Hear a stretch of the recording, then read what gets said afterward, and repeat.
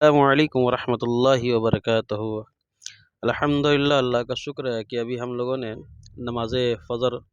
مدینہ شریف مسجد نبوی میں ادا کیا، اور ادا کرنے کے بعد ابھی ہم لوگ آپا لوگ بھائی لوگ سب مل کے میدان احد جا رہے ہیں، اور شہیدان احد کے بارگاہ میں بالخصوص حضرت امیر حمزہ رضی اللہ تعالی عنہ اور حضرت عمیر بن مصعب رضی اللہ تعالی عنہ اور دیگر صحابہ کرام کی بارگاہ میں جو میدان احد میں جنگ احد میں شہید ہوئے تھے، ان کی بارگاہ میں جا کے فاتحہ بھی پڑھنی ہے اور دعائے خیر بھی کرنی ہے، اور ان کے وسیلے سے بارگاہ رسول میں آنا ہے، اور آ کر پھر بارگاہ رسول میں ان کا وسیلہ پیش کر کے رب کی بارگاہ میں دعا کرنی ہے، اور پھر اپنی مرادوں کو رکھنا ہے رب کی بارگاہ میں انشاءاللہ تعالی۔ ان شہدائے احد اور بالخصوص حضور پاک کے صدقے انشاءاللہ تعالی ہم سب کی دعائیں رب قدیر ضرور قبول فرمائے گا، اور ہم سب کی مرادوں کو پورا بھی عطا فرمائے گا۔ یہ مدینہ شریف کا منظر، یہ فجر کے وقت کے بعد کا منظر ہے، دیکھ لیں کتنا حسین منظر۔ ہم لوگ الحمدللہ کار میں ہیں، اور ابھی لوگ جو گزر رہے ہیں نا، اس کی وجہ سے ٹریفک بھی لگ جاتے ہیں۔ یہ مسجد بلال کی طرف کا یہ راستہ ہے، اور یہاں ابھی مدینہ شریف میں ہوٹلوں کا زبردست کام چل رہا ہے، ٹوٹنے کا بھی بننے کا بھی دونوں طریقے کا کام چل رہا ہے، اسی لیے مدینہ شریف میں بھی راستے کی بھی کنجسٹڈ ہو گئے ہیں، اور پلس کیا ہے کہ ہوٹلوں کا بھی یہاں بہت طرح کا مسئلہ ہے۔ جو پہلے کیا تھا کہ مثال کے طور پر 150 ریال 160 ریال میں اچھے ہوٹل مل جاتے تھے، لیکن جب سے توڑ پھوڑ ہونا شروع ہوا ہے تب سے ریٹ جو ہے وہ 3 گنا بڑھ گیا ہے، تو اس وجہ سے بھی تھوڑی سی پریشانیاں ہو رہی، تھوڑے دور ہوٹل مل جا رہے ہیں، لیکن یہ وقتی پریشانی ہے۔ انشاءاللہ تعالیٰ 2-3 سال کے بعد جو ہے مدینہ شریف کا جو لک آئے گا، منظر جو نظارہ آئے گا وہ الگ، کیونکہ نئے سرے سے پھر سے یہاں ایک نئے سرے سے شہر کو بسانے کی کوشش کی جا رہی ہے، اور جب نئے سرے سے شہر کو بسایا جاتا ہے تو بہت ہی خوبصورت اور بہت ہی عمدہ بنتا ہے۔ تو آنے کے 2 سے 3 سال 4 سال کے بعد ہمیں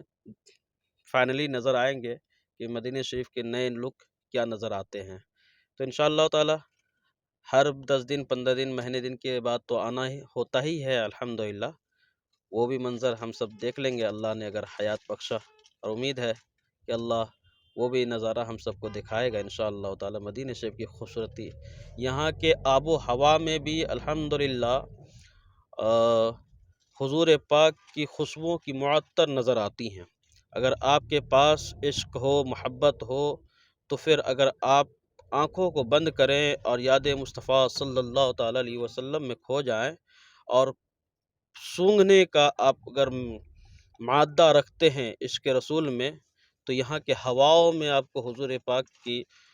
خوشبوؤں کے معطر آپ کو نظر آئیں گے انشاءاللہ تعالی۔ تو عاشق اس سے ضرور سونگھتے ہیں اور محظوظ بھی ہوتے ہیں الحمدللہ۔ تو مدینہ شریف جب آئیں تو یہاں عشق میں آئیں، تکلیف کو بھول جائیں، یہاں اگر تکلیف بھی ہو تو وہ دعا سمجھ کے اسے قبول کر لیں، تو انشاءاللہ تعالی آپ کی زندگی میں بہت طرح کے رنگ بدل جائیں گے، اور جو آپ کی مرادیں ہیں وہ پوری بھی ہوں گی۔ تو انشاءاللہ تعالی بھی دیکھیے ہم لوگ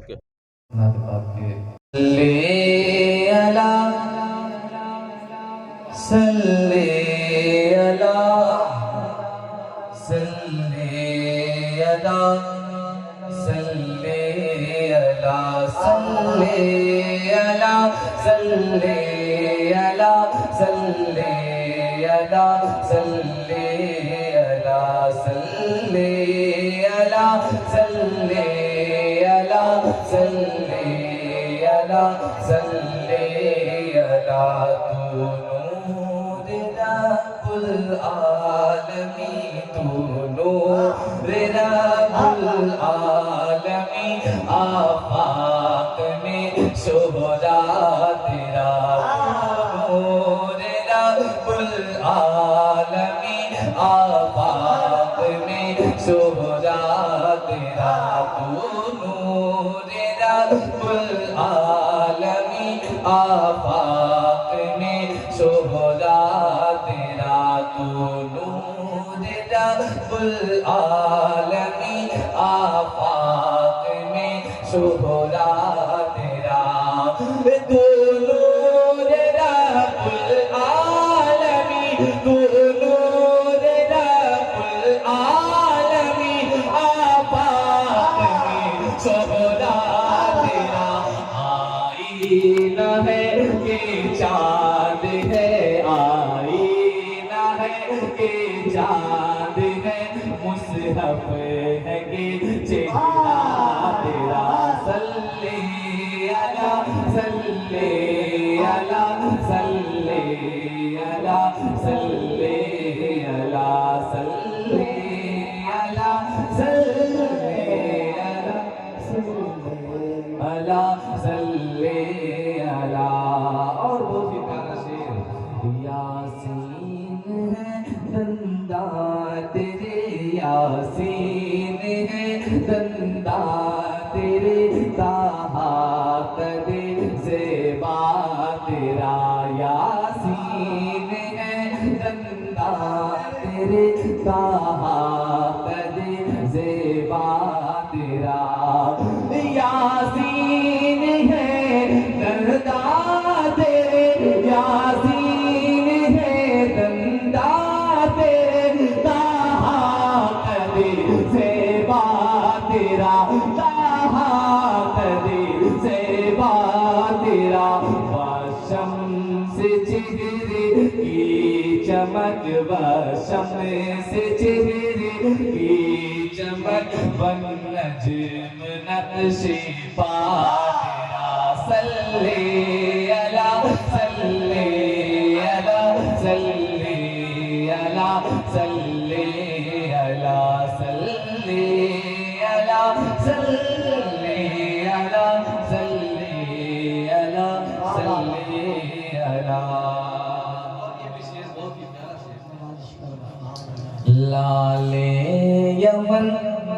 در عدن لال یمن در عدن مشکی ختن حسن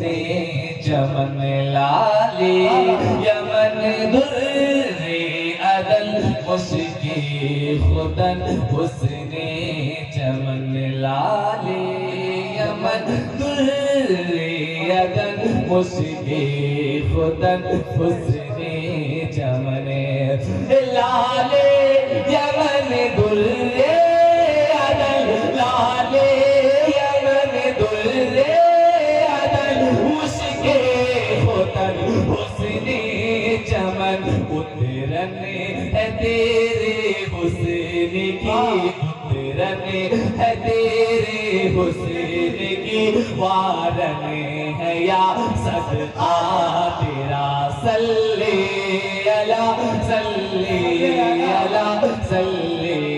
علی صلی علی صلی علی صلی علی صلی علی صلی علی اس کلام کا سب سے خوبصورت اور سب سے پیارا شعر پیش کرتا ہوں ملاحظہ کریں صلی علی صلی علی صلی علی صلی علی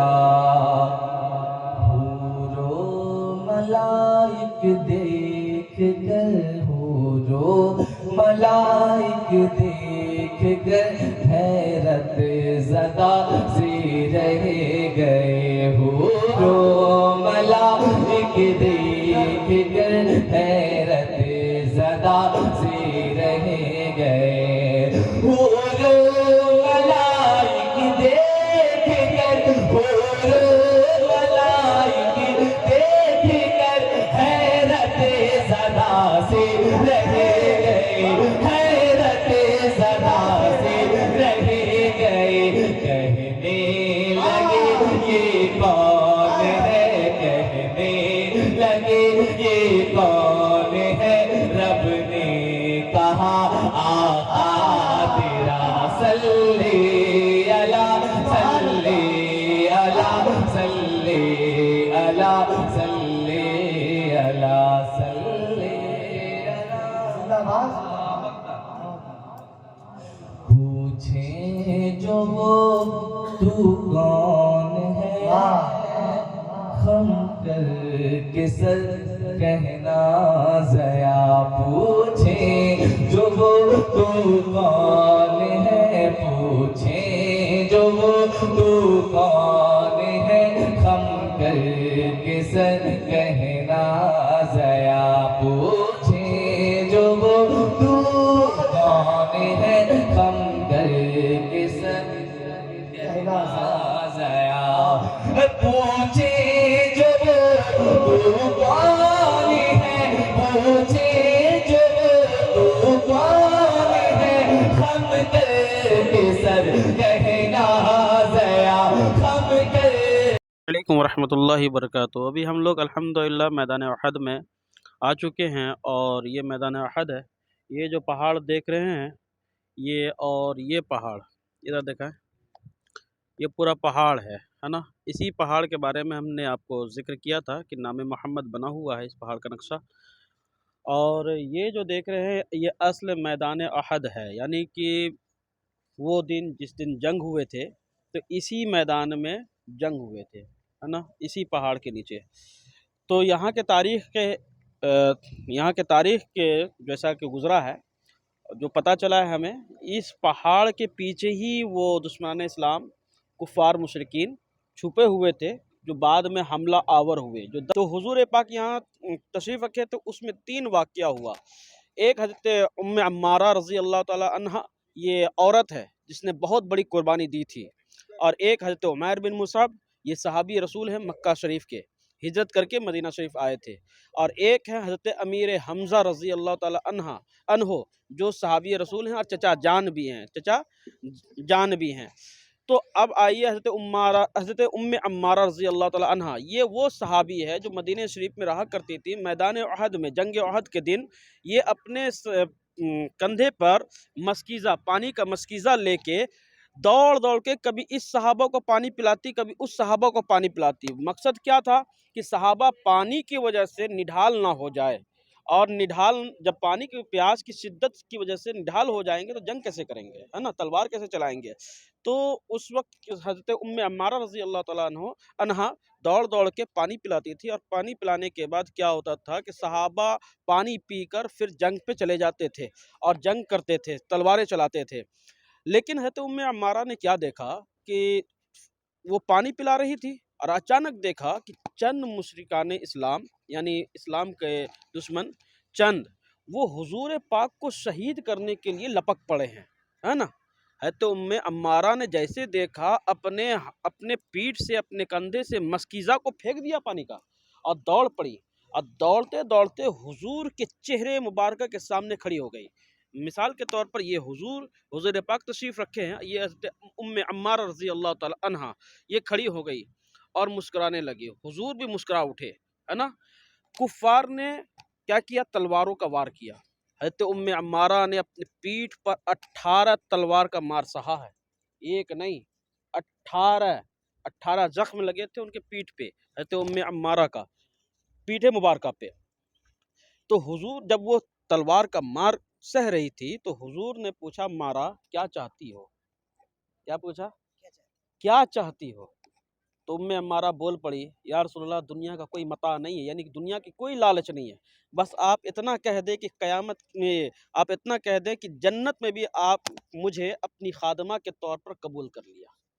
اتنا سا کہہ دیں۔ حضور نے مسکرایا اور مسکرا کے کہا، عمارہ میں نے قبول کیا، جنت میں تم ہمارے ساتھ خادمہ کے طور پر ہوگی، ہے نا، اتنا کہنا تھا۔ اور وہ پھر اس کے بعد کیا ہوا، حضرت ام عمارہ رضی اللہ تعالی عنہ وہ پلٹی، اور جب پلٹی تو خونخوار شیر کی طرح پلٹی۔ ایک وار میں جتنے لوگ آئے تھے حضور کو شہید کرنے کے لیے، جو 18 زخم دیے تھے تلوار کے ام عمارہ کے پیٹھ پہ، ایسا وار کیا کہ سب کو جہنم واصل کر دیا، یعنی سب کو ختم کر دیا، ہے نا۔ وہ عورت ام عمارہ رضی اللہ تعالی عنہ ہے، جنگ احد کے 1 سال کے بعد وہ انتقال کی، ہے نا۔ ان کا بھی مزار پاک اسی مدینہ منورہ میں جنت البقیع میں ہے، پتہ نہیں چلتا کہاں پہ ہے، لیکن ان کا بھی مزار پاک اسی مدینہ منورہ میں جنت البقیع میں ہے۔ اور یہاں دو اور ہے، حضرت عمیر رضی اللہ تعالیٰ، حضرت عمیر بن مصعب رضی اللہ تعالیٰ عنہ اور حضرت امیر حمزہ رضی اللہ تعالیٰ عنہ۔ تو امیر حمزہ رضی اللہ تعالیٰ عنہ یہ چچا ہیں حضور پاک کے۔ میدان احد کے دن ایک نے ایسا وار کیا، پیچھے سے وار کیا، اور وہ نیزہ تھا۔ نیزہ ہوتا ہے اتنا موٹا لوہے کا کیل بنا ہوا، اور اس میں ڈنٹے ہوتے ہیں پیوست، مطلب کہ 5 فٹ 6 فٹ کے، اور اسے دور سے نشانہ لگایا جاتا ہے، ایک ذرا سا دور سے نشانہ لگایا جاتا ہے۔ تو امیر حمزہ رضی اللہ تعالیٰ عنہ پہ دور سے ایک حبشی نے نشانہ لگایا، اور وہ نشانہ حضرت امیر حمزہ رضی اللہ تعالیٰ عنہ کے پیٹ مبارکہ سے ہوتے ہوئے پار ہو گیا، ہے نا، ادھر سے ہمارا پیٹ مبارکہ سے ہوتے ہوئے پار ہو گیا۔ حضرت امیر حمزہ رضی اللہ تعالیٰ عنہ وہ شہید ہو گئے، اور شہید ہونے کے بعد کیا ہوا کہ اس وقت ان کے سینے کو چیرا گیا، سینے مبارکہ کو چیرا گیا، اور ان کے سینے مبارکہ کو چیر کر کلیجے نکالا گیا، اللہ اکبر، حضرت امیر حمزہ کا، اور اسے چبایا گیا۔ دشمنان اسلام نے ایسا بھی کیا، اور حضور کو جب یہ پتہ چلا کہ امیر حمزہ یعنی میرے چچا جان شہید ہو گئے ہیں، تو بہت غم لاحق ہوئے، اتنے غم ہوئے کہ حضور نے فرمایا یہ سال میرا غم الحزن ہے، یعنی کہ غموں کا سال ہے۔ اور یہاں بہت سارے صحابہ شہید ہوئے، 69 صحابہ یہاں شہید ہوئے، ساتھ میں حضرت عمیر بن مصعب رضی اللہ تعالیٰ عنہ بھی شہید ہوئے۔ یہ عمیر بن مصعب کون تھے؟ یہ مکہ شریف کے سب سے امیر زادے تھے، ہے نا۔ ان کا امیری ایسا تھا کہ جب یہ مکہ شریف میں چلتے تھے تو ان کی خوشبو بتا دیتی تھی کہ عمیر ادھر سے گزرا ہے،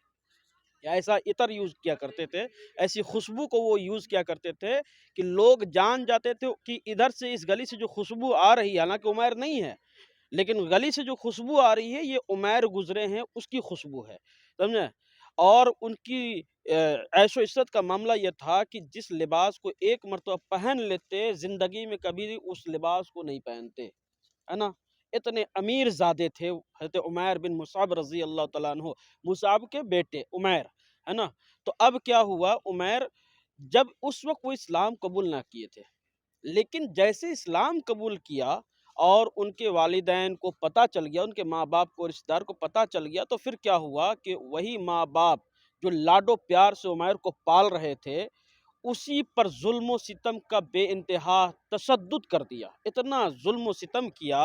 کہ کیا بتائے، حد پار ہو گئی۔ حضرت عمیر کو وہ ٹاٹ میں لپیٹ کر دھواں دیا جاتا تھا جس سے سانس نہ لے سکے، انسان گھٹ گھٹ کر مرنے پر مجبور ہو جائے، اتنی تکلیف دی گئی۔ حضرت عمیر پر کوڑے بھی برسائے گئے، حضرت عمیر پر بہت سارے ظلم و ستم ہوئے، لیکن دیکھا کہ عمیر بدل نہیں رہے ہیں، اپنے دین اسلام کو چھوڑ نہیں رہے ہیں، دامن مصطفیٰ کو نہیں چھوڑ رہے ہیں۔ تو پھر کیا ہوا، عمیر کو ان کے والد نے کہا بیٹا یا تو دین اسلام کو چھوڑ دے، غلام مصطفیٰ کو چھوڑ دے، یعنی غلامی مصطفیٰ کو چھوڑ دے، یا پھر تو اس گھر سے نکل جا، ہے نا۔ تو عمیر نے کہا مجھے اس گھر سے نکال دیا جائے، ہے تو عمیر رضی اللہ تعالیٰ عنہ نے کہا کہ مجھے اس گھر سے نکال دیا جائے۔ جیسے نکلنے کا حکم ہوا تو جو عمیر رضی اللہ تعالیٰ عنہ جب نکلنے لگے تو باپ نے کہا جو لباس تو نے پہنا ہے نا، یہ بھی لباس میرا دیا ہوا ہے، اسے اتار۔ ہے تو عمیر نے فوراً لباس کو اتار دیا، اور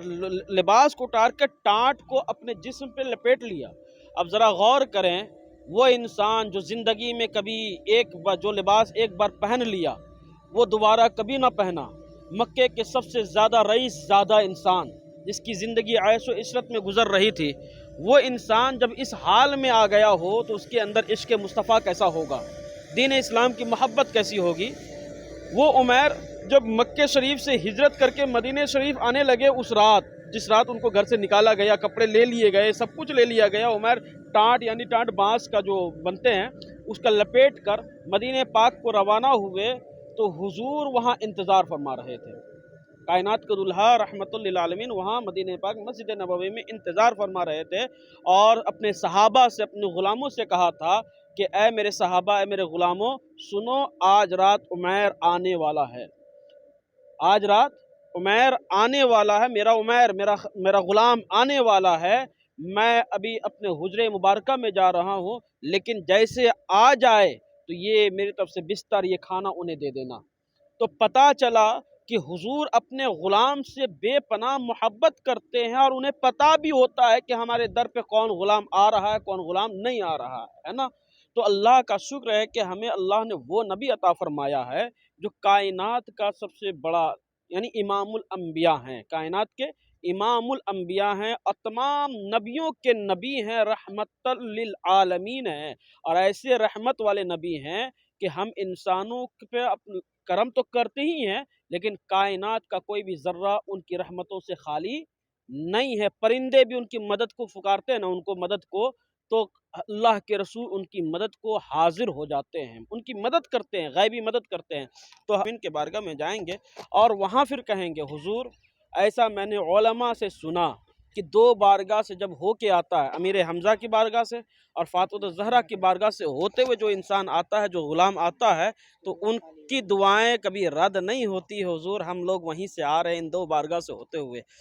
ان دو بارگاہ کا لاج رکھیں اور ہمیں وہ سب عطا کریں حضور جو ہم چاہتے ہیں، اور آپ جو دینا چاہتے ہیں وہ ہمیں عطا فرما دیں، اور قیامت کے دن ہماری بخشش کے لیے آپ ہمارے رب کی بارگاہ میں ہماری شفاعت بھی کریں گے، ہمارے ماں باپ کی، بھائی بہن کی، دوست و احباب کی، خاندان در خاندان کی، اور قیامت کے دن جنت میں جب ہم لوگ جائیں گے تو حضور اپنے قرب میں جگہ عطا ہو،